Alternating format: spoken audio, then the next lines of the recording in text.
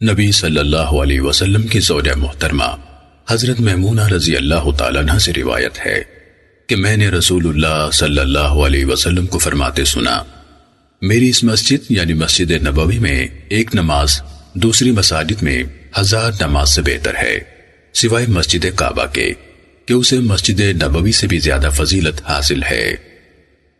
سنن نسائی حدیث نمبر 2901۔ حضرت ابو ہریرہ رضی اللہ تعالیٰ عنہ سے روایت ہے، نبی صلی اللہ علیہ وسلم نے فرمایا، میری اس مسجد میں ایک نماز دوسری مساجد میں 1000 نماز سے افضل ہے، علاوہ کعبہ مشرفہ کے۔ سنن نسائی حدیث نمبر 2902۔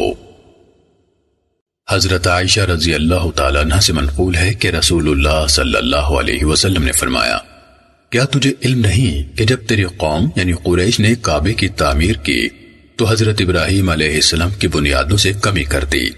میں نے عرض کیا، اے اللہ کے رسول، کیا آپ اسے حضرت ابراہیم علیہ السلام کی بنیادوں کے مطابق تعمیر نہیں فرمائیں گے؟ آپ نے فرمایا، اگر تیری قوم کا زمانہ کفر تازہ نہ ہوتا تو میں تعمیر کر دیتا۔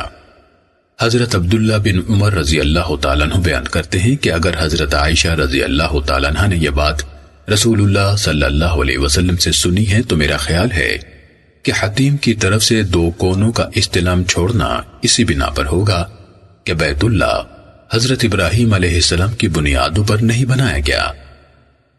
سنن نسائی حدیث نمبر 2903۔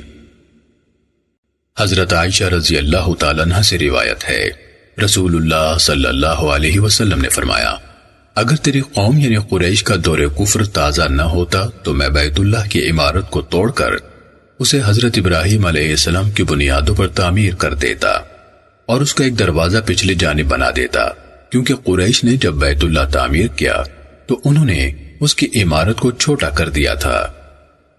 سنن نسائی حدیث نمبر 2904۔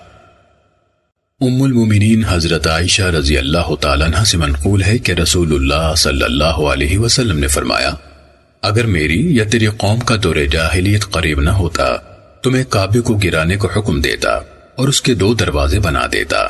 جب حضرت ابن زبیر رضی اللہ تعالیٰ عنہ کو اقتدار ملا تو انہوں نے اس کے 2 دروازے بنا دیے۔ سنن نسائی حدیث نمبر 2905۔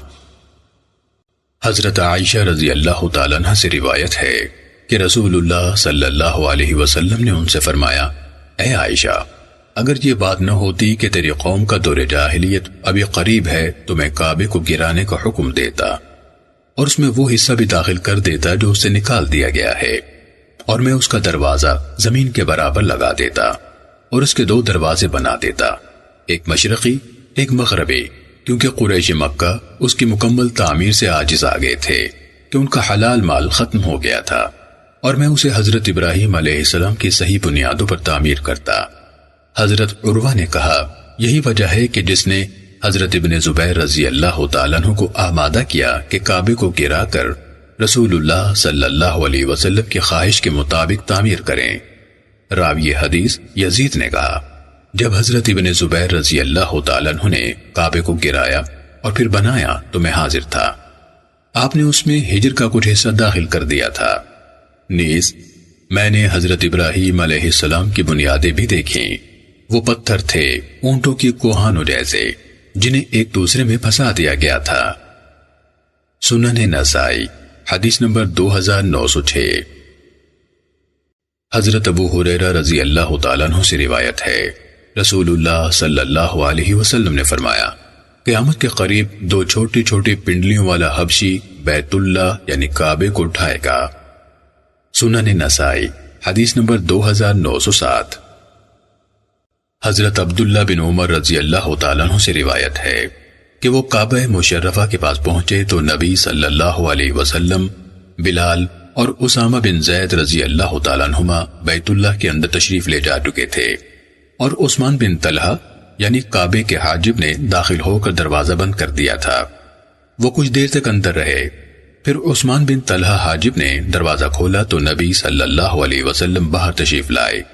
میں سیڑھی پر چڑھ کر بیت اللہ میں داخل ہو گیا اور میں نے پوچھا، نبی صلی اللہ علیہ وسلم نے کہاں نماز پڑھی ہے؟ انہوں نے کہا، یہاں البتہ میں ان سے یہ پوچھنا بھول گیا کہ نبی صلی اللہ علیہ وسلم نے بیت اللہ میں کتنی رکعات پڑھی ہیں۔ سنن نسائی حدیث نمبر 2908۔ حضرت ابن عمر رضی اللہ تعالیٰ عنہ سے مروی ہے کہ رسول اللہ صلی اللہ علیہ وسلم بیت اللہ میں داخل ہوئے۔ آپ کے ساتھ فضل بن عباس، اسامہ بن زید، عثمان بن طلحہ اور بلال رضی اللہ عنہم بھی تھے۔ انہوں نے اندر سے دروازہ بند کر لیا۔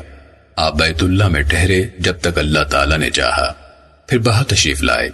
حضرت ابن عمر رضی اللہ تعالیٰ عنہ نے فرمایا، میں سب سے پہلے حضرت بلال رضی اللہ تعالیٰ عنہ سے ملا۔ میں نے کہا، نبی صلی اللہ علیہ وسلم نے کہاں نماز پڑھی؟ انہوں نے فرمایا، اگلی صف کے بائیں جانے والے 2 ستونوں کے درمیان۔ سنن نسائی حدیث نمبر 2909۔ حضرت ابن عمر رضی اللہ تعالیٰ عنہ بیان کرتے ہیں کہ رسول اللہ صلی اللہ علیہ وسلم بیت اللہ میں داخل ہوئے۔ ادھر آپ کے باہر نکلنے کا وقت قریب تھا۔ ادھر مجھے حاجت پیش آ گئی۔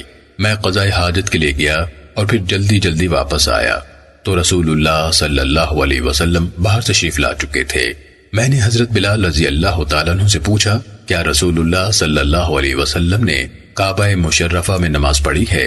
انہوں نے فرمایا، ہاں، اگلی صف کے بائیں جانے والے 2 ستونوں کے درمیان 2 رکعت نماز پڑھی ہے۔ سنن نسائی حدیث نمبر 2910۔ حضرت مجاہد سے روایت ہے کہ حضرت ابن عمر رضی اللہ تعالیٰ عنہ گھر میں تھے کہ کسی نے آ کر کہا، رسول اللہ صلی اللہ علیہ وسلم کعبے میں داخل ہو چکے ہیں۔ ابن عمر نے کہا، میں آیا تو میں نے دیکھا کہ رسول اللہ صلی اللہ علیہ وسلم باہر تشریف لا چکے تھے اور بلال ابھی دروازے ہی پر کھڑے تھے۔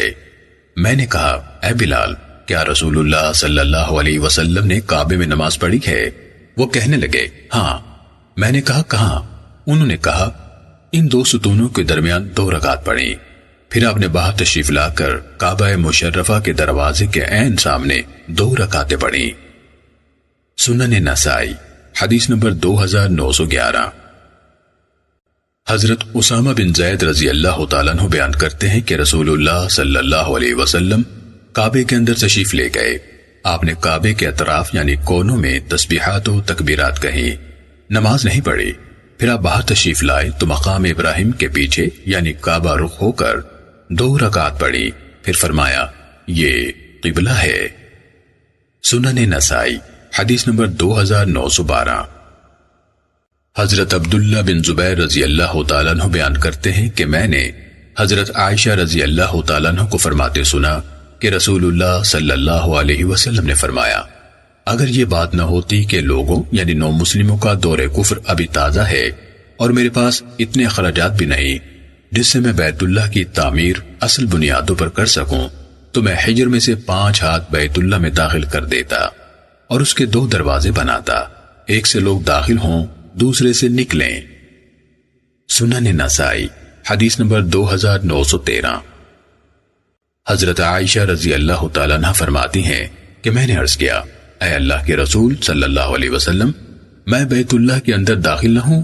آپ نے فرمایا، حجر میں داخل ہو جاؤ، یہ بیت اللہ کا اندرونی حصہ ہی ہے۔ سنن نسائی حدیث نمبر 2914۔ حضرت عائشہ رضی اللہ تعالیٰ عنہ فرماتی ہیں، میری خواہش تھی کہ میں بیت اللہ میں داخل ہو کر نماز پڑھوں۔ رسول اللہ صلی اللہ علیہ وسلم نے میرا ہاتھ پکڑ کر مجھے حجر میں داخل کر دیا اور فرمایا، جب تمہارا دل بیت اللہ میں داخل ہونے کو چاہے تو یہیں یعنی حجر میں نماز پڑھ لیا کرو، یہ بھی تو بیت اللہ ہی کا ایک حصہ ہے، لیکن تیری قوم یعنی قریش نے جب بیت اللہ تعمیر کیا تو اسے چھوٹا کر دیا۔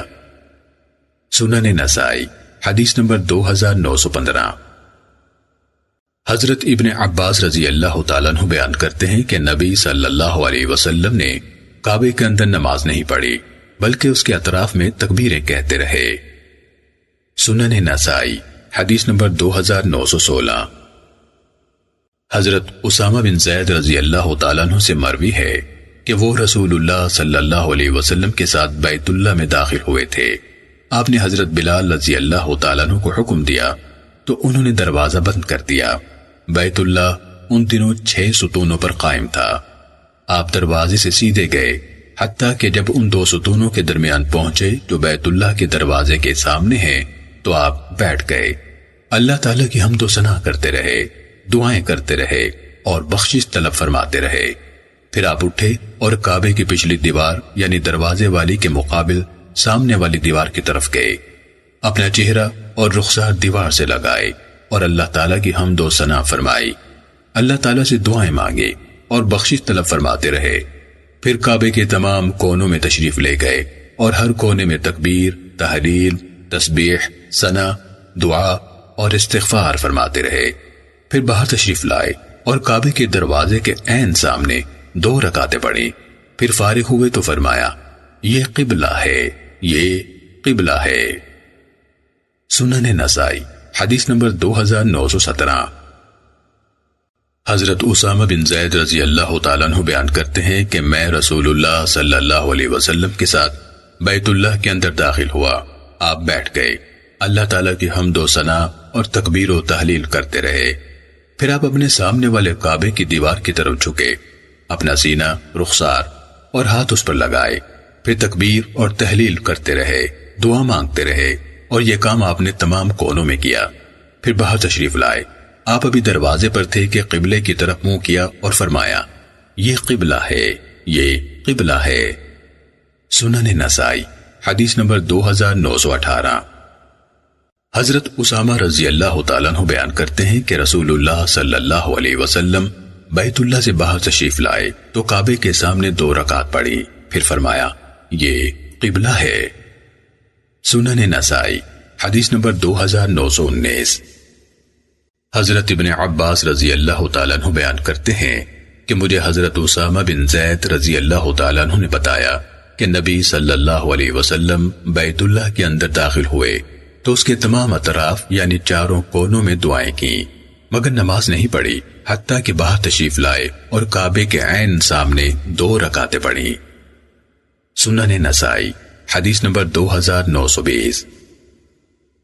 حضرت عبداللہ بن عبید بن عمیر سے منقول ہے کہ ایک شخص نے حضرت ابن عمر رضی اللہ تعالیٰ عنہ سے کہا، اے ابو عبد الرحمن، میں دیکھتا ہوں کہ آپ صرف ان 2 کونوں یعنی حجر اسود اور رکن یمانی ہی کو چھوتے ہیں، کیا وجہ ہے؟ انہوں نے فرمایا، میں نے رسول اللہ صلی اللہ علیہ وسلم کو فرماتے سنا ہے، ان 2 کونوں کو چھونے سے یقیناً گناہ معاف ہو جاتے ہیں۔ نیز میں نے آپ کو فرماتے سنا، جو شخص 7 چکر لگائے اسے غلام آزاد کرنے کے برابر ثواب ملے گا۔ سنن نسائی حدیث نمبر 2922۔ حضرت ابن عباس رضی اللہ تعالیٰ عنہ سے مروی ہے کہ نبی صلی اللہ علیہ وسلم کعبے کے طواف کے دوران میں ایک شخص کے پاس سے گزرے جس کی ناک میں نکیل ڈال کر ایک اور شخص اسے لے جا رہا تھا۔ آپ نے اپنے دست مبارک سے وہ نکیل یعنی رسی کاٹ دی اور فرمایا، اسے ہاتھ سے پکڑ کر چلاؤ۔ سنن نسائی حدیث نمبر 2923۔ حضرت ابن عباس رضی اللہ تعالیٰ عنہ بیان کرتے ہیں کہ رسول اللہ صلی اللہ علیہ وسلم ایک آدمی کے پاس سے گزرے جسے ایک دوسرا آدمی کسی چیز سے چلا رہا تھا جس کی اس نے نظر مان رکھی تھی۔ نبی صلی اللہ علیہ وسلم نے اسے پکڑا اور توڑ دیا اور فرمایا، یہ عجیب نظر ہے۔ سنن نسائی حدیث نمبر 2924۔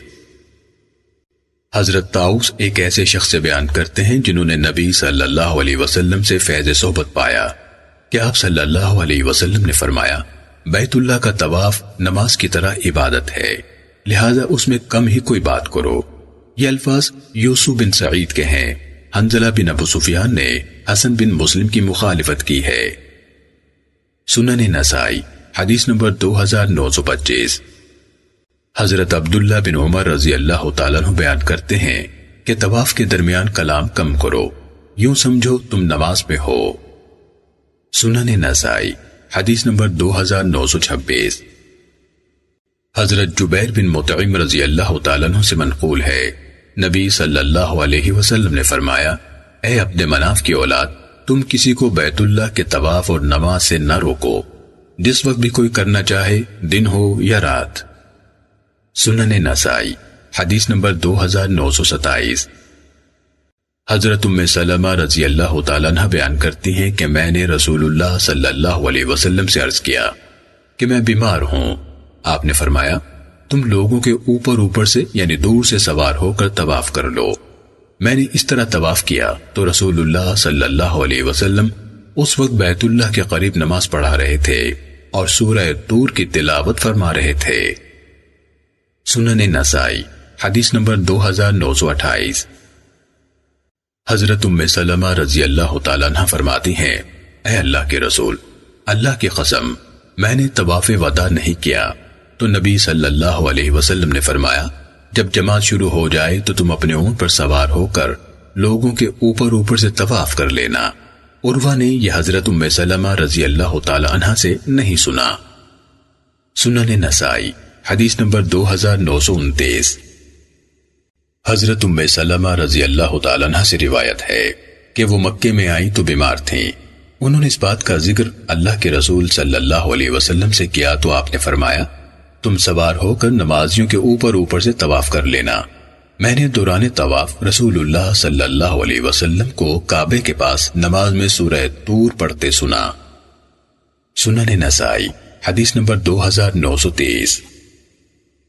حضرت عائشہ رضی اللہ تعالیٰ عنہ فرماتی ہیں، رسول اللہ صلی اللہ علیہ وسلم نے حجۃ الوداع میں اونٹ پر سوار ہو کر کعبے کے ارد گرد طواف فرمایا اور آپ حجر اسود کو اپنی خمدار چھڑی کے ساتھ چھوتے تھے۔ سنن نسائی حدیث نمبر 2931۔ حضرت وبرہ بیان کرتے ہیں کہ میں نے ایک آدمی کو حضرت عبداللہ بن عمر رضی اللہ تعالیٰ عنہ سے پوچھتے سنا کہ میں نے حج کا احرام باندھا تھا تو کیا میں افعال حج سے پہلے طواف کر سکتا ہوں؟ انہوں نے فرمایا، تمہیں اس میں کیا رکاوٹ ہے؟ اس نے کہا، میں نے دیکھا ہے کہ حضرت ابن عباس رضی اللہ تعالیٰ عنہ اس سے منع فرماتے ہیں، ہمیں آپ پر ان سے زیادہ اعتماد ہے، لہٰذا آپ بتائیں۔ انہوں نے فرمایا، ہم نے تو رسول اللہ صلی اللہ علیہ وسلم کو دیکھا ہے کہ آپ نے حج کا احرام باندھا، پھر مکہ مکرمہ آ کر آپ نے بیت اللہ کا طواف فرمایا اور صفا مروہ کے درمیان سعی فرمائی۔ سنن نسائی حدیث نمبر 2932۔ حضرت عمرو بن دینار بیان کرتے ہیں کہ ہم نے حضرت ابن عمر رضی اللہ تعالیٰ عنہ سے اس شخص کے بارے میں پوچھا جو عمرے کے احرام سے آئے، پھر بیت اللہ کا طواف کرے لیکن صفا و مروہ کے درمیان سعی نہ کرے تو کیا وہ اپنی بیوی سے جمع کر سکتا ہے؟ انہوں نے فرمایا کہ جب رسول اللہ صلی اللہ علیہ وسلم مکہ مکرمہ تشریف لائے تھے تو آپ نے بیت اللہ کے ساتھ چکر لگائے، مقام ابراہیم کے بعد 2 رکعتیں پڑھیں اور صفا مروہ کے درمیان سعی کی، اور تمہارے لیے رسول اللہ صلی اللہ علیہ وسلم کے طرز عمل میں بہترین نمونہ ہے۔ سنن نسائی حدیث نمبر 2933۔ حضرت انس رضی اللہ تعالیٰ عنہ بیان کرتے ہیں کہ حجۃ الوداع میں رسول اللہ صلی اللہ علیہ وسلم مدینے سے چلے، ہم بھی آپ کے ساتھ چلے۔ جب آپ ذوالحلیفہ پہنچے تو آپ نے ظہر کی نماز پڑھی، پھر اپنی اونٹی پر سوار ہوئے۔ جب وہ آپ کو لے کر بیدہ کے ٹیلے پر چڑھی تو آپ نے حج اور عمرے دونوں کی لبیک کہی، ہم نے بھی آپ کے ساتھ اسی طرح لبیک کہی۔ جب رسول اللہ صلی اللہ علیہ وسلم مکہ مکرمہ تشریف لائے اور ہم نے طواف کر لیا، آپ نے لوگوں کو حکم دیا کہ وہ حلال ہو جائیں۔ سب لوگ ڈر گئے اور ہچکچائے تو رسول اللہ صلی اللہ علیہ وسلم نے فرمایا، اگر میرے ساتھ قربانی کا جانور نہ ہوتا تو میں بھی حلال ہو جاتا۔ یہ سن کر سب حلال ہو گئے، حتیٰ کہ انہوں نے اپنی عورتوں یعنی بیویوں سے جمع کیا، لیکن رسول اللہ صلی اللہ علیہ وسلم حلال نہیں ہوئے اور یوم نحر تک بال بھی نہیں کٹوائے۔ سنن نسائی حدیث نمبر 2934۔ حضرت نافع سے روایت ہے کہ حضرت ابن عمر رضی اللہ تعالیٰ عنہ نے حج اور عمرے کا اکٹھا احرام باندھا اور ایک طواف کیا، پھر فرمایا، میں نے رسول اللہ صلی اللہ علیہ وسلم کو ایسے کرتے دیکھا ہے۔ سنن نسائی حدیث نمبر 2935۔ حضرت نافع سے روایت ہے کہ حضرت عبداللہ بن عمر رضی اللہ تعالیٰ عنہ مدینہ منورہ سے مکہ مکرمہ کے لیے نکلے۔ جب ذوالحلیفہ میں پہنچے تو عمرے کا احرام باندھا۔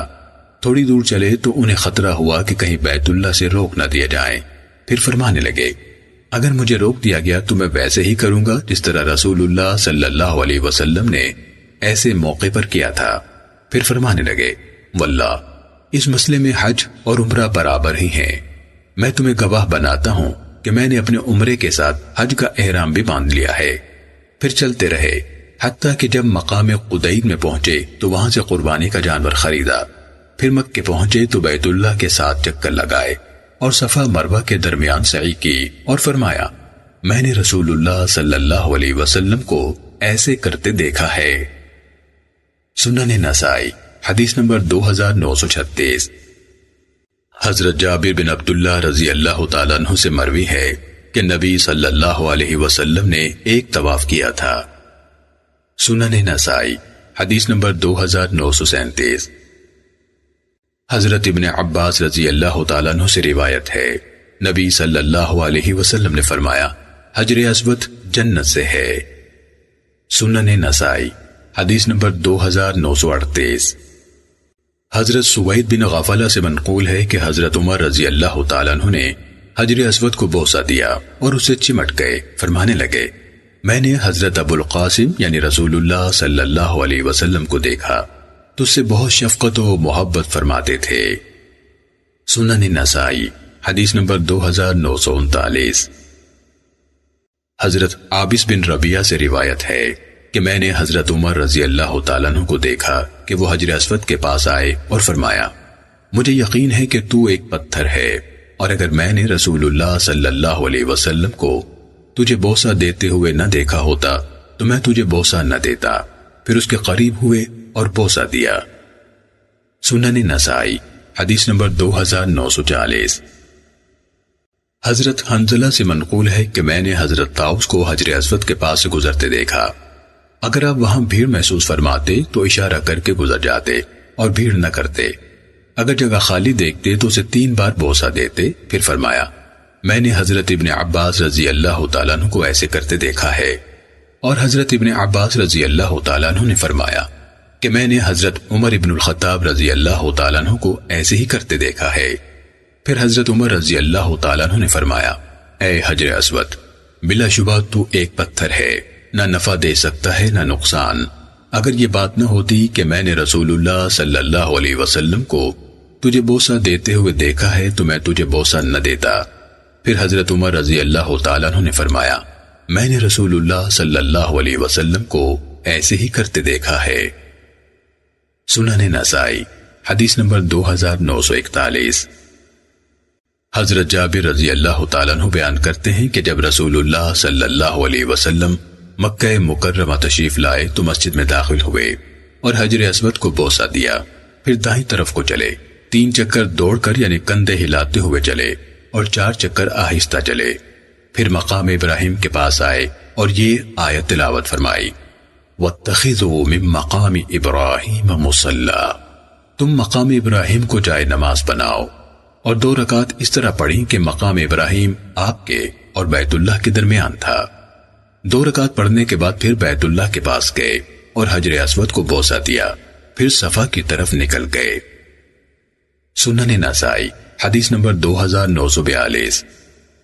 حضرت نافع سے روایت ہے کہ حضرت عبداللہ بن عمر رضی اللہ تعالیٰ عنہ پہلے 3 چکروں میں رمل کرتے تھے اور آخری 4 چکروں میں آرام سے چلتے تھے اور وہ فرماتے تھے کہ رسول اللہ صلی اللہ علیہ وسلم بھی ایسے ہی کیا کرتے تھے. سنن نسائی حدیث نمبر 2943. حضرت ابن عمر رضی اللہ تعالیٰ عنہ سے روایت ہے کہ رسول اللہ صلی اللہ علیہ وسلم جب حج اور عمرے میں پہلا طواف کرتے تو 3 چکروں میں تیز چلتے اور 4 چکروں میں آہستہ چلتے. پھر 2 رکعتیں پڑھتے. پھر صفا اور مروہ کے درمیان چکر لگاتے. سنن نسائی حدیث نمبر 2944. حضرت ابن عمر رضی اللہ تعالیٰ عنہ بیان کرتے ہیں کہ رسول اللہ صلی اللہ علیہ وسلم جب مکہ مکرمہ پہنچتے تو طواف میں سب سے پہلے حجر اسود کو بوسہ دیتے. 7 میں سے 3 چکروں میں کندھے ہلا کر تیز چلتے. سنن نسائی حدیث نمبر 2945. حضرت نافع سے روایت ہے کہ حضرت عبداللہ بن عمر رضی اللہ تعالیٰ عنہ جب حج یا عمرے میں آتے تو اپنے پہلے طواف میں 3 چکروں میں بھاگتے تھے اور 4 چکروں میں چلتے تھے. نیز انہوں نے فرمایا کہ رسول اللہ صلی اللہ علیہ وسلم بھی ایسے ہی کیا کرتے تھے. سنن نسائی حدیث نمبر 2946. حضرت جابر بن عبداللہ رضی اللہ تعالیٰ عنہ بیان کرتے ہیں کہ میں نے رسول اللہ صلی اللہ علیہ وسلم کو دیکھا کہ آپ نے حجر اسود سے حجر اسود تک رمل فرمایا حتیٰ کہ 3 چکر پورے ہو گئے۔ سنن نسائی حدیث نمبر 2947۔ حضرت ابن عباس رضی اللہ تعالیٰ عنہ سے مروی ہے کہ جب نبی صلی اللہ علیہ وسلم اور آپ کے صحابہ عمرۃ القضاء میں مکہ مکرمہ تشریف لائے تو مشرکین کہنے لگے انہیں یثرب کے بخار نے کمزور کر دیا ہے اور ان کی حالت بہت پتلی ہو گئی ہے۔ اللہ تعالیٰ نے اپنے نبی صلی اللہ علیہ وسلم کو اس بات کی اطلاع فرما دی تو آپ صلی اللہ علیہ وسلم نے اپنے صحابہ کو حکم دیا کہ وہ رمل کریں، البتہ رکن یمانی اور حجر اسود کے درمیان آہستہ چلیں، کیونکہ مشرکین حتیم کی جانب یعنی شمالی جانب تھے تو مشرکین انہیں رمل کرتے دیکھ کر کہنے لگے یہ تو بہت زیادہ قوی ہیں۔ سنن نسائی حدیث نمبر 2948۔ حضرت زبیر بن عدی سے روایت ہے کہ ایک آدمی نے حضرت ابن عمر رضی اللہ تعالیٰ عنہ سے حجر اسود کو چھونے کے بارے میں پوچھا تو انہوں نے فرمایا میں نے رسول اللہ صلی اللہ علیہ وسلم کو اسے چھوتے اور بوسہ دیتے دیکھا ہے۔ وہ آدمی کہنے لگا فرمائیے اگر بہت بھیڑ ہو اور میں بے بس ہو جاؤں تو حضرت ابن عمر رضی اللہ تعالیٰ عنہ نے فرمایا اپنا فرمائیے یمن ہی میں رہنے دے، میں نے رسول اللہ صلی اللہ علیہ وسلم کو دیکھا ہے کہ آپ حجر اسود کو چھوتے اور بوسہ دیتے تھے۔ سنن نسائی حدیث نمبر 2949۔ حضرت ابن عمر رضی اللہ تعالیٰ عنہ سے منقول ہے کہ نبی صلی اللہ علیہ وسلم ہر طواف میں رکن یمانی اور حجر اسود کو چھوتے تھے۔ سنن نسائی حدیث نمبر 2950۔ حضرت ابن عمر رضی اللہ تعالیٰ عنہ سے مروی ہے کہ نبی صلی اللہ علیہ وسلم حجر اسود اور رکن یمانی کے علاوہ کسی کونے کو نہیں چھوتے تھے۔ سنن نسائی حدیث نمبر 2951۔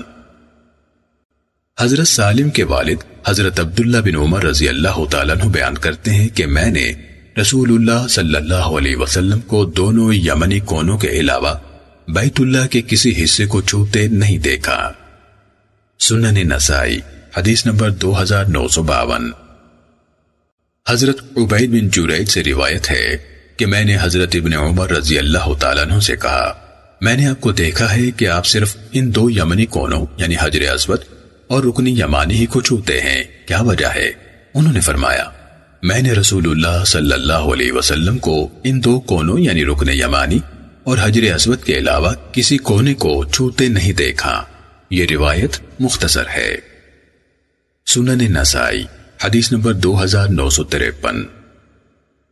حضرت سالم کے والد حضرت ابن عمر رضی اللہ تعالیٰ عنہ بیان کرتے ہیں کہ رسول اللہ صلی اللہ علیہ وسلم بیت اللہ کے کونوں میں سے صرف 2 کونوں ہی کو چھوتے تھے، ایک حجر اسود اور دوسرا اس کے ساتھ والا جو جمحیین کے گھروں یعنی محلے کی طرف ہے۔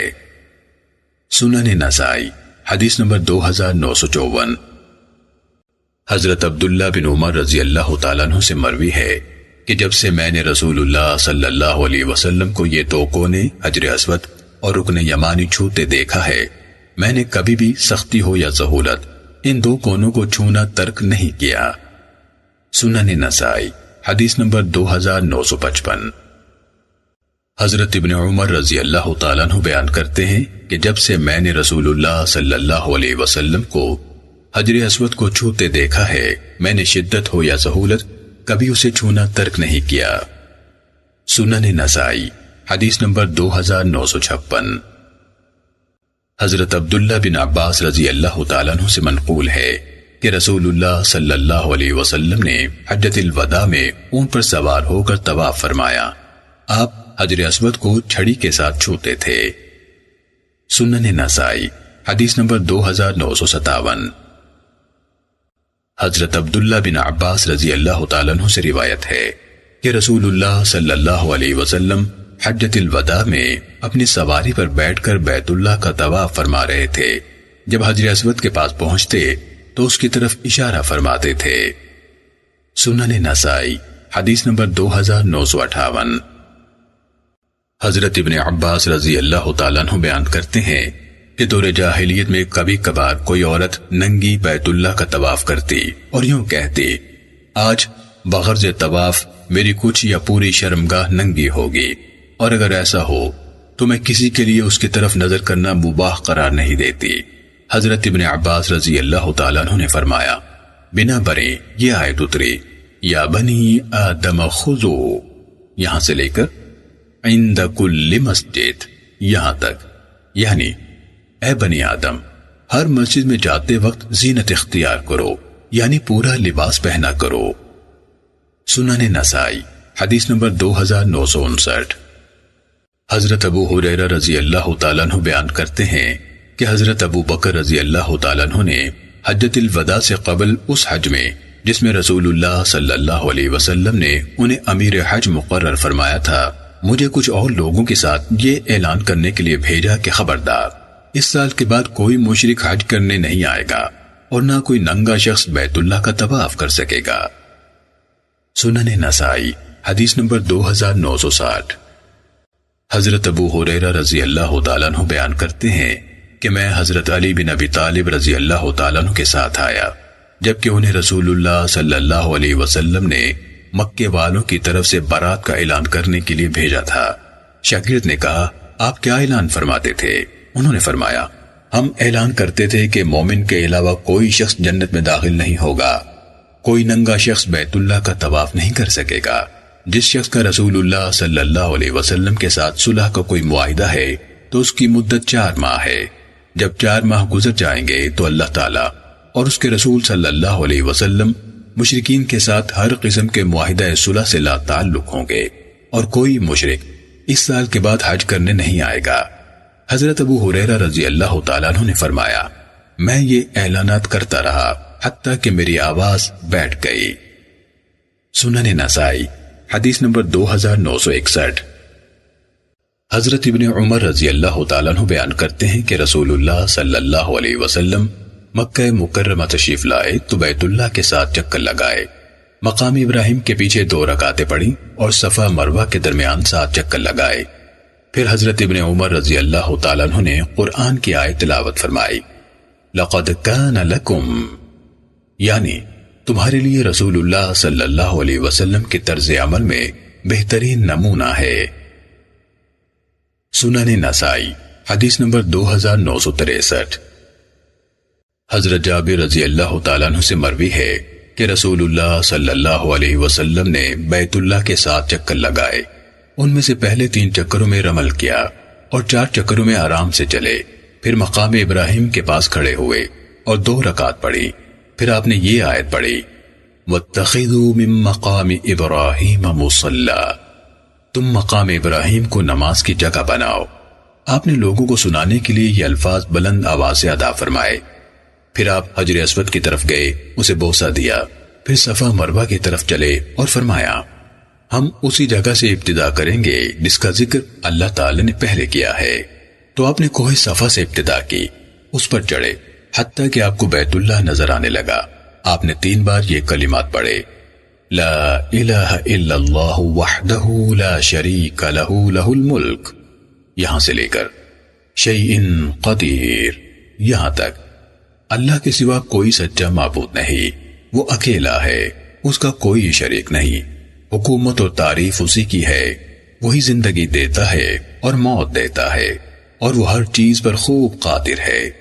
پھر آپ نے تکبیریں کہیں اور اللہ تعالیٰ کی حمد کی، پھر آپ نے دعائیں فرمائیں جو اللہ تعالیٰ نے آپ کے لیے مقدر کی تھیں، پھر آپ چلتے ہوئے نیچے اترے حتیٰ کہ جب آپ کے قدم مبارک نشیب میں جا گزی ہوئے تو آپ دوڑنے لگے، حتیٰ کہ مروہ کی چڑھائی شروع ہو گئی تو آپ آرام سے چلنے لگے، حتیٰ کہ مروہ پہنچ گئے تو اس پر چڑھتے رہے، پھر جب بیت اللہ نظر آنے لگا تو آپ نے یہ کلمات ادا فرمائے، لا الہ الا اللہ وحدہ، یہاں سے لے کر شیء قدیر یہاں تک، یعنی اللہ کے سوا کوئی معبود برحق نہیں، وہ اکیلا ہے، اس کا کوئی شریک نہیں، بادشاہی اور تعریف اسی کی ہے اور وہ ہر چیز پر قادر ہے۔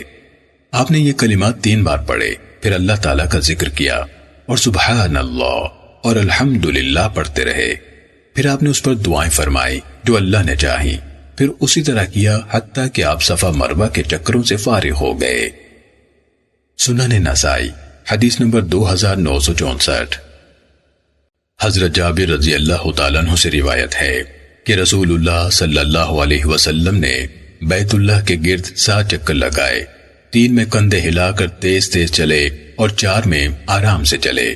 پھر یہ آیت پڑھی، وَاتَّخِذُوا مِن مَّقَامِ إِبْرَاهِيمَ مُصَلًّى، تم مقام ابراہیم کو نماز کی جگہ بناؤ۔ پھر اپنے 2 رکعت پڑھی اور مقام ابراہیم کو اپنے اور کعبے کے درمیان رکھا۔ پھر حجر اسود کو بوسہ دیا، پھر نکلے اور کہا، صفا اور مروہ اللہ تعالیٰ کی مقرر کردہ علامات ہیں، چنانچہ وہاں سے شروع کرو جس کا ذکر اللہ تعالیٰ نے پہلے فرمایا ہے، یعنی سعی کا آغاز صفا سے کرو۔ سنن نسائی حدیث نمبر 2965۔ حضرت جابر بن عبداللہ رضی اللہ تعالیٰ عنہ سے روایت ہے کہ رسول اللہ صلی اللہ علیہ وسلم جب مقام ابراہیم کے پاس پہنچے تو آپ نے یہ آیت تلاوت فرمائی، وَاتَّخِذُوا مِن مَّقَامِ إِبْرَاهِيمَ مُصَلًّى، تم مقام ابراہیم کو نماز کی جگہ بناؤ۔ پھر آپ نے 2 رکعتیں پڑھیں اور ان میں سورۃ الفاتحہ کے ساتھ سورہ قل یا ایھا الکافرون اور سورہ قل ھو اللہ احد پڑھی۔ پھر آپ حجر اسود کی طرف گئے، اسے بوسہ دیا، پھر کوہ صفا کی طرف نکل گئے۔ سنن نسائی حدیث نمبر 2966۔ حضرت ابن عباس رضی اللہ تعالیٰ عنہ سے روایت ہے کہ رسول اللہ صلی اللہ علیہ وسلم نے زمزم کا پانی کھڑے ہو کر پیا۔ سنن نسائی حدیث نمبر 2967۔ حضرت ابن عباس رضی اللہ تعالیٰ عنہ بیان کرتے ہیں کہ میں نے رسول اللہ صلی اللہ علیہ وسلم کو زمزم کا پانی پلایا، آپ نے قیام کی حالت میں پیا۔ سنن نسائی حدیث نمبر 2968۔ حضرت ابن عمر رضی اللہ تعالیٰ عنہ سے مروی ہے کہ جب رسول اللہ صلی اللہ علیہ وسلم مکہ تشریف لائے تو آپ نے بیت اللہ کے ساتھ چکر لگائے، پھر مقام ابراہیم کی اوٹ میں 2 رکعتیں پڑھے، پھر اس دروازے سے کوہ صفا کے لیے نکلے جس سے عموماً نکلا جاتا تھا، پھر صفا اور مروہ کے درمیان چکر لگائے۔ شعبہ نے کہا، مجھے ایوب نے بواسطہ عمر بن دینار ابن عمر رضی اللہ تعالیٰ عنہ سے خبر دی ہے کہ یہ یعنی صفا مروہ کے درمیان سعی سنت ہے۔ سنن نسائی حدیث نمبر 2969۔ حضرت عروہ بیان کرتے ہیں کہ میں نے حضرت عائشہ رضی اللہ تعالیٰ عنہ کے سامنے یہ آیت پڑھی، فلا جناح علیہ ان یطوف بہما، یعنی اس حاجی اور معتمر پر کوئی حرج نہیں کہ وہ صفا مروہ کے درمیان چکر لگائے۔ میں نے اس آیت کی روشنی میں کہا، مجھے تو کوئی پرواہ نہیں اگر میں ان کے درمیان چکر نہ لگاؤں۔ حضرت عائشہ رضی اللہ تعالیٰ عنہ نے فرمایا، تو نے بہت غلط استدلال کیا، اصل بات یہ تھی کہ جاہلیت والے کچھ لوگ صفا اور مروہ کے درمیان چکر نہیں لگاتے تھے۔ جب اسلام کا دور آیا اور قرآن کی یہ آیت اتری، ان الصفا والمروہ من شعائر اللہ، یعنی صفا اور مروہ اللہ تعالیٰ کے مقرر کردہ نشانات ہیں، تو رسول اللہ صلی اللہ علیہ وسلم نے ان کے چکر لگائے اور ہم نے بھی آپ کے ساتھ چکر لگائے، لہٰذا یہ سنت ہے۔ سنن نسائی حدیث نمبر 2970۔ حضرت عروہ بیان کرتے ہیں کہ میں نے حضرت عائشہ رضی اللہ تعالیٰ عنہ سے اللہ تعالیٰ کے فرمان فلا جناح علیہ ان یطوف بہما، یعنی اس حاجی اور معتمر پر کوئی حرج نہیں کہ وہ ان دونوں یعنی صفا اور مروہ کا طواف کرے، اس کے بارے میں پوچھا کہ اس سے تو معلوم ہوتا ہے کہ اگر کوئی صفا اور مروہ کا طواف نہ کرے تو اللہ کی قسم اسے کوئی گناہ نہیں۔ حضرت عائشہ رضی اللہ تعالی عنہا نے فرمایا، اے بھانجے تو نے بہت غلط بات کہی، اگر اس آیت کا مطلب یہ ہوتا جو تو بیان کرتا ہے تو آیت اس طرح ہوتی، حج یا عمرے کرنے والا اگر وہ صفا اور مروہ کا طواف نہ کرے تو اسے کوئی گناہ نہیں۔ اصل میں بات یہ ہے کہ یہ آیت انصار کے بارے میں نازل ہوئی ہے۔ وہ اسلام لانے سے پہلے منات بت کے نام پر احرام باندھتے تھے، اس کی وہ پوجا کرتے تھے۔ وہ مشلل کے مقام پر نصب تھا، جو لوگ اس بت کے نام پر احرام باندھتے تھے وہ صفا اور مروہ کے چکر لگانے کو گناہ سمجھتے تھے۔ پھر اسلام لانے کے بعد انہوں نے رسول اللہ صلی اللہ علیہ وسلم سے اس بارے میں پوچھا تو اللہ تعالیٰ نے یہ آیت اتاری، ان الصفا والمروہ، یعنی صفا اور مروہ اللہ تعالیٰ کی مقرر کردہ علامات میں سے ہیں، لہٰذا جو شخص حج یا عمرے کا احرام باندھے تو کوئی حرج نہیں کہ وہ ان کے چکر لگائے۔ پھر رسول اللہ صلی اللہ علیہ وسلم نے ان کے درمیان چکر لگانا جاری فرما دیا، چنانچہ اب کسی کو اجازت نہیں کہ وہ ان میں چکر لگانا چھوڑ دے۔ سنن نسائی حدیث نمبر 2971۔ حضرت جابر رضی اللہ تعالیٰ عنہ بیان کرتے ہیں کہ میں نے رسول اللہ صلی اللہ علیہ وسلم کو فرماتے سنا، جب آپ مسجد سے نکل کر صفا مروہ کے طواف کے ارادے سے آ رہے تھے، ہم اس مقام سے ابتدا کریں گے جس کا ذکر اللہ تعالیٰ نے پہلے فرمایا ہے۔ سنن نسائی حدیث نمبر 2972۔ حضرت جابر رضی اللہ تعالیٰ عنہ سے مروی ہے کہ رسول اللہ صلی اللہ علیہ وسلم کوہ صفا کی طرف نکلے اور فرمایا، ہم اس پہاڑی سے ابتدا کریں گے جس کا ذکر اللہ تعالیٰ نے پہلے فرمایا ہے۔ پھر آپ نے یہ آیت تلاوت فرمائی، ان الصفا والمروۃ من شعائر اللہ، بلا شبہ صفا اور مروہ اللہ تعالیٰ کی مقرر کردہ علامات میں سے ہیں۔ سنن نسائی حدیث نمبر 2973۔ حضرت جابر رضی اللہ تعالیٰ عنہ بیان کرتے ہیں کہ رسول اللہ صلی اللہ علیہ وسلم کوہ صفا پر چڑھے، حتیٰ کہ جب آپ کی نظر بیت اللہ پر پڑی تو آپ نے اللہ اکبر کہا۔ سنن نسائی حدیث نمبر 2974۔ حضرت جابر رضی اللہ تعالیٰ عنہ سے روایت ہے کہ رسول اللہ صلی اللہ علیہ وسلم جب کوہ صفا پر ٹھہرتے تو 3 دفعہ اللہ اکبر کہتے، پھر یہ پڑھتے، لا الہ الا اللہ وحدہ، اللہ کے سوا کوئی معبود نہیں، وہ یکتا ہے، اس کا کوئی شریک نہیں، بادشاہی اور تعریف اسی کی ہے اور وہ ہر چیز پر خوب قادر ہے۔ یہ 3 دفعہ پڑھتے اور دعا کرتے، پھر مروہ پر بھی ایسے ہی کرتے۔ سنن نسائی حدیث نمبر 2975۔ حضرت محمد باقر رحمہ اللہ سے روایت ہے کہ میں نے حضرت جابر رضی اللہ تعالیٰ عنہ سے نبی صلی اللہ علیہ وسلم کے حج کے بارے میں سنا کہ آپ کوہ صفا پر کھڑے ہو کر بار بار لا الہ الا اللہ پڑھتے تھے اور اس ذکر کے دوران میں دعائیں بھی فرماتے تھے۔ سنن نسائی حدیث نمبر 2976۔ حضرت جابر رضی اللہ تعالیٰ عنہ بیان کرتے ہیں کہ رسول اللہ صلی اللہ علیہ وسلم نے بیت اللہ کے 7 چکر لگائے، ان میں سے 3 چکروں میں کندھے ہلا کر تیز تیز چلے اور 4 چکر آرام سے چلے، پھر مقام ابراہیم کے پاس آ کھڑے ہوئے اور 2 رکعتیں پڑھیں اور یہ آیت پڑھی، وَاتَّخِذُوا مِن مَّقَامِ إِبْرَاهِيمَ مُصَلًّى، تم مقام ابراہیم کو نماز کی جگہ بناؤ۔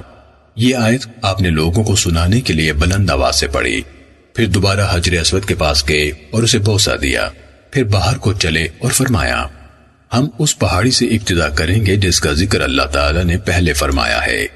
اس کے بعد آپ پہلے صفا پر گئے، اس پر چڑھے حتیٰ کہ آپ کو بیت اللہ نظر آنے لگا۔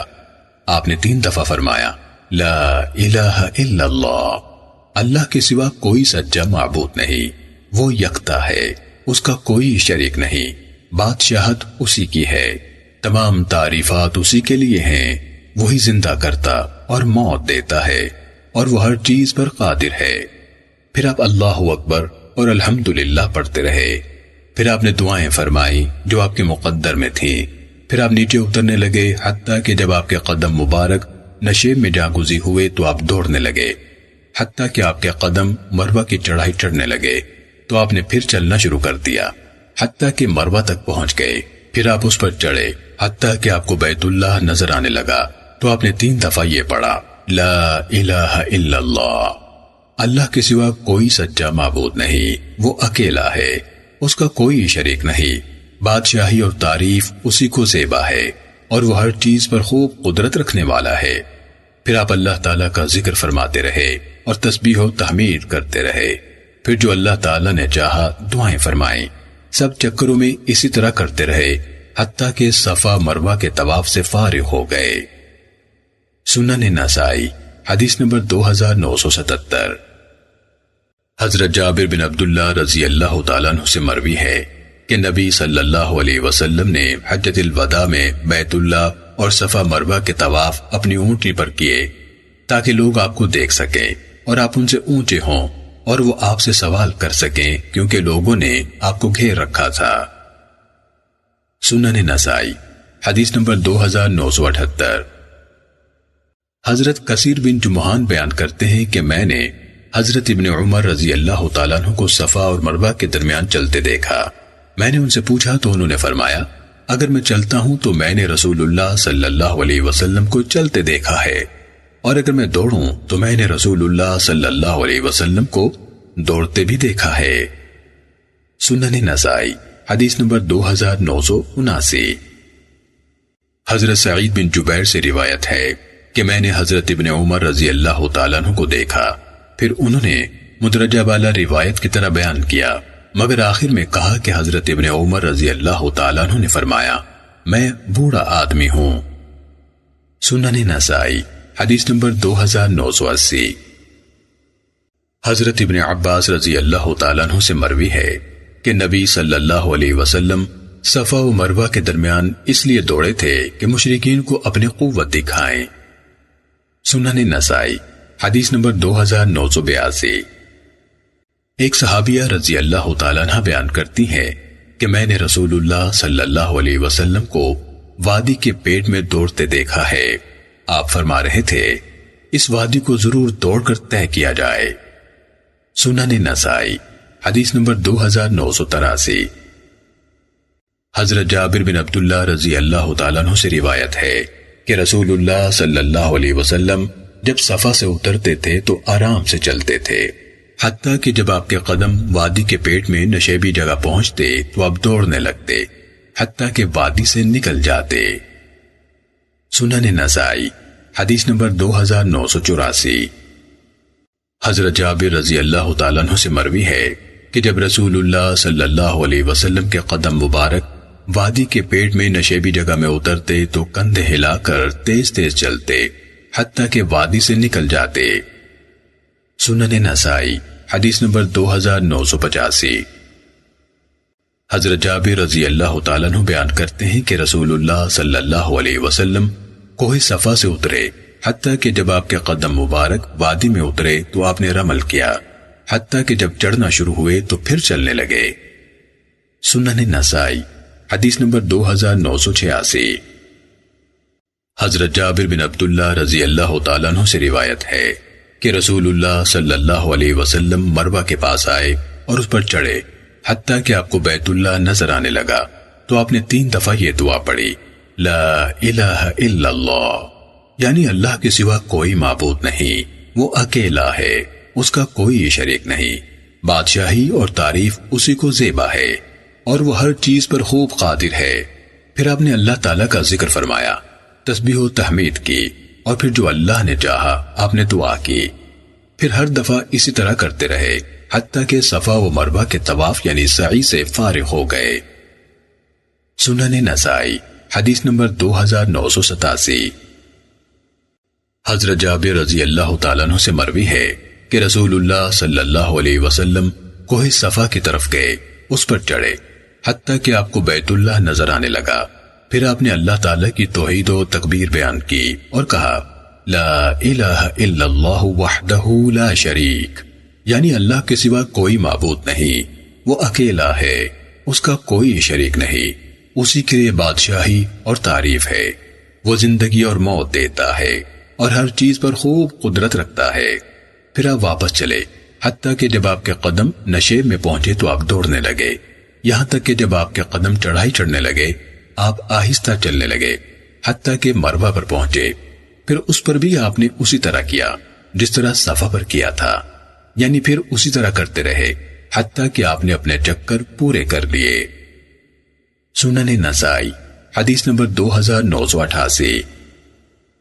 حضرت جابر رضی اللہ تعالیٰ عنہ بیان کرتے ہیں کہ نبی صلی اللہ علیہ وسلم اور آپ کے ساتھیوں نے صفا و مروہ کا صرف ایک دفعہ طواف کیا۔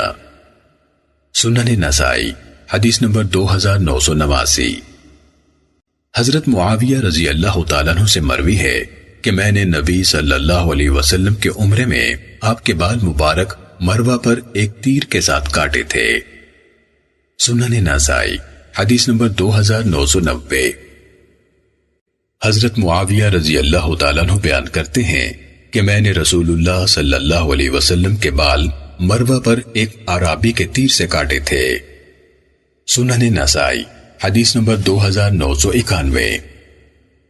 حضرت معاویہ رضی اللہ تعالیٰ عنہ سے مروی ہے کہ جب رسول اللہ صلی اللہ علیہ وسلم بیت اللہ اور صفا و مروہ کے طواف سے فارغ ہوئے تو میں نے آپ کے بالوں کے کنارے اپنے تیر سے کاٹے تھے، اور یہ ذوالحجہ کے پہلے دہاکے کی بات ہے۔ راوی قیس نے کہا، علماء حضرت معاویہ رضی اللہ تعالیٰ عنہ کے ان الفاظ کو درست نہیں سمجھتے۔ سنن نسائی حدیث نمبر 2992۔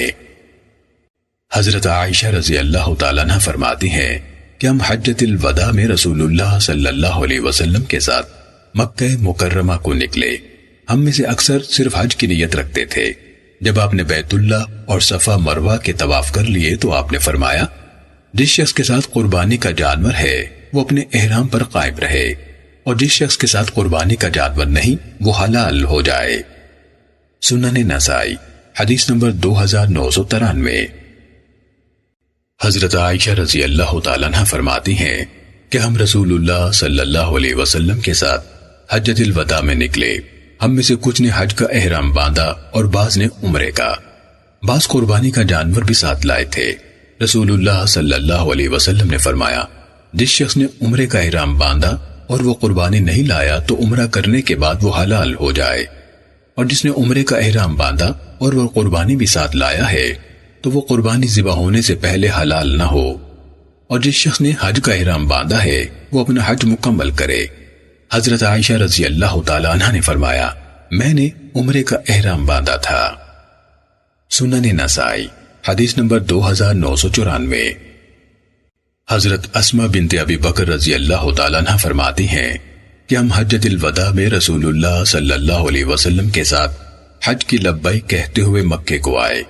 جب ہم مکہ مکرمہ کے قریب ہوئے تو آپ نے فرمایا، جس شخص کے ساتھ قربانی کا جانور نہیں وہ عمرہ کر کے حلال ہو جائے، اور جس شخص کے ساتھ قربانی کا جانور ہے وہ اپنے احرام پر قائم رہے۔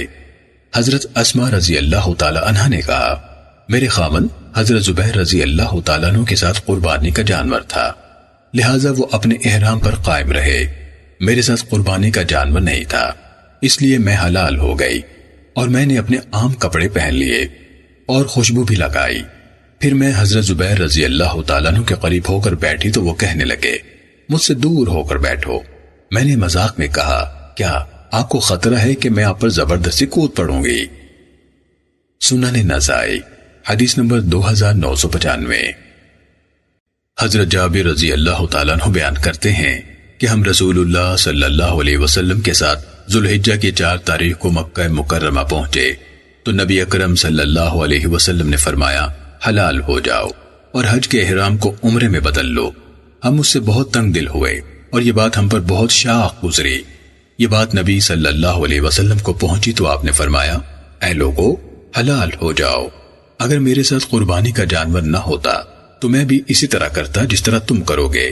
ہم حلال ہو گئے، حتیٰ کہ ہم نے عورتوں سے جمع کیا اور ہم نے وہ سب کام کیے جو ایک حلال شخص کرتا ہے، حتیٰ کہ جب یوم ترویہ ہوا اور ہم مکے سے باہر نکلے تو ہم نے حج کی لبیک پکاری۔ سنن نسائی حدیث نمبر 2997۔ حضرت عبد الرحمن بن معاذ رضی اللہ تعالیٰ عنہ بیان کرتے ہیں کہ ہم سے رسول اللہ صلی اللہ علیہ وسلم نے منی میں خطاب فرمایا، اللہ تعالیٰ نے ہمارے کان کھول دیے حتیٰ کہ ہم آپ کا ہر فرمان بخوبی سن رہے تھے، حالانکہ ہم اپنے اپنے خیموں میں تھے۔ نبی صلی اللہ علیہ وسلم لوگوں کو مناسک حج کی تعلیم دے رہے تھے، حتیٰ کہ رمی والی کنکریوں کی بات آئی تو آپ صلی اللہ علیہ وسلم نے فرمایا، وہ حذف کی کنکریوں جیسی چھوٹی ہیں۔ آپ نے مہاجرین کو حکم دیا کہ وہ مسجد خیف کی اگلی جانب اتریں اور انصار کو حکم دیا کہ وہ مسجد کی پچھلی جانب اتریں۔ سنن نسائی حدیث نمبر 2999۔